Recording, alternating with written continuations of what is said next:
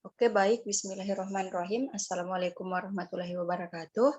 Perkenalkan, kami dari kelompok 6 akan mempresentasikan hasil kerja kelompok kami yang berjudul Modifikasi Pati Ubi Jalar, Mata Kuliah Teknologi Karbohidrat. Adapun rekan kelompok saya ada Islamiyati dan Yusfira. Untuk mengefisienkan waktu, langsung saja ke materi.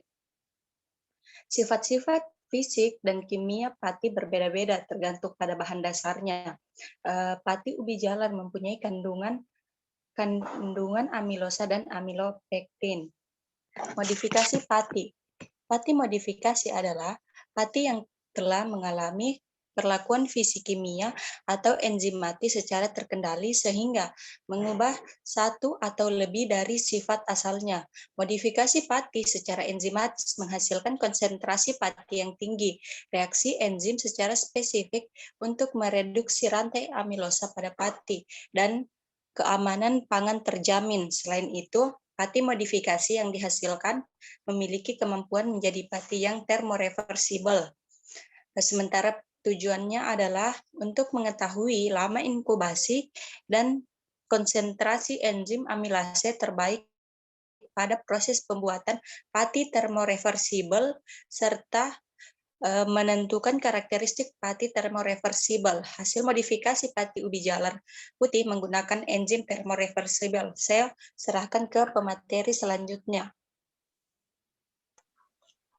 Ya, amilomaltase mempunyai 3 aktivitas, di mana sudah terdapat pada gambar. Di situ ada 3 reaksi. Yang pertama, disproporsionasi, di mana disproporsionasi yaitu amilomaltase mengkatalisasi transfer intermolekul secara reversibel dari ikatan alfa glukan ke posisi alfa 1,4 glukan yang lain. Sedangkan reaksi yang kedua itu reaksi siklisasi, di mana reaksi ini amilomaltase juga mengkatalisasi reaksi transglikosilasi intramolekuler dari alfa 1,4 glukan menghasilkan silodextrin. Dan reaksi yang ketiga itu reaksi hidrolisis, bisa juga disebut dengan aktivitas endoamilolitik.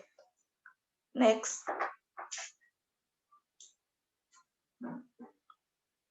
Walaupun enzim amilomaltase ini mempunyai 3 aktivitas, tetapi gelatinisasi patinya menggunakan enzim amilomaltase juga dapat mengurangi jumlah amilosa dan menghasilkan distribusi rantai amilopektin yang lebih panjang.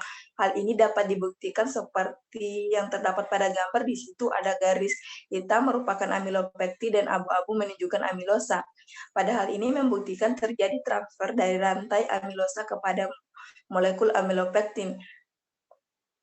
Dan modifikasi pati menggunakan enzim amilomaltase juga ini menghasilkan perubahan yang jelas pada struktur granula, berkurangnya amilosa hanya sedikit dalam merubah distribusi amilopektin, kelarutan tinggi, dan kejernihan sebagai hasil dari thermoreversibility. Selanjutnya saya persilakan kepada pemateri selanjutnya.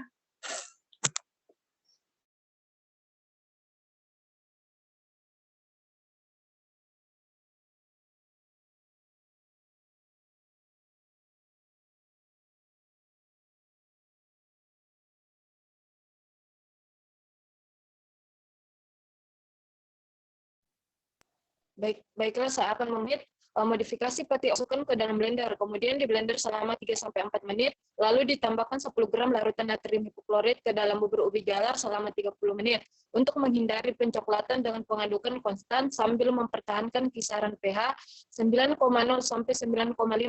Reaksi dibiarkan selama 10 menit setelah semua NaOCl ditambahkan dan kemudian disaring melalui kain muslin.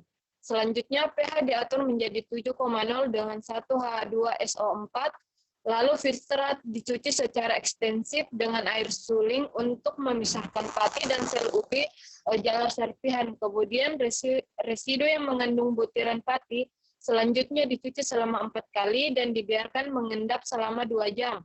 Lalu endapan pati dikeringkan dalam oven pada suhu 40 derajat Celcius pada semalaman. Kemudian digiling dan diayak melalui saringan mesh ukuran 150. Kemudian pati yang dikeringkan digunakan untuk pengujian lebih lanjut. Next.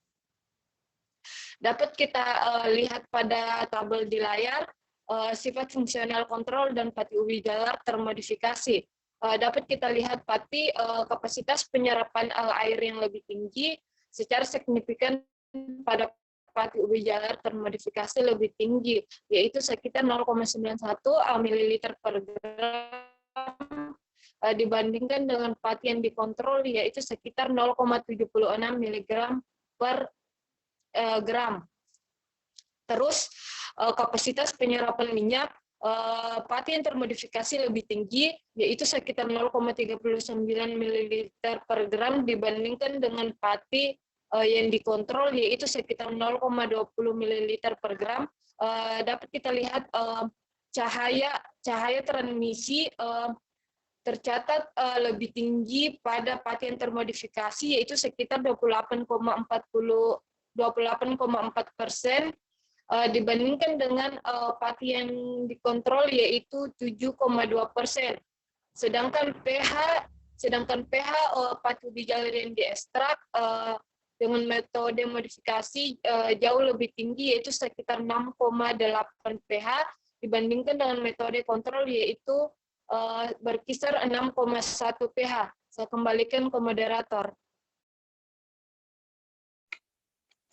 Oke, baik. Jadi dapat kita simpulkan bahwa modifikasi pati dari ubi jalar menghasilkan pati yang dimodifikasi, mempunyai sifat yang unik dari enzim thermoreversible yaitu daya kembang mudah kelarutan yang tinggi dan kadar amilosa rendah dan dimanfaatkan sebagai pengental pada industri makanan serta aplikasi pati thermoreversible sebagai lemak pada produk dan yogurt dan produk marshmallow. Baik, jadi itulah hasil presentasi dari kelompok kami. Lebih dan kurangnya mohon dimaafkan. Wabillahi taufiq wal hidayah. Wassalamualaikum warahmatullahi wabarakatuh.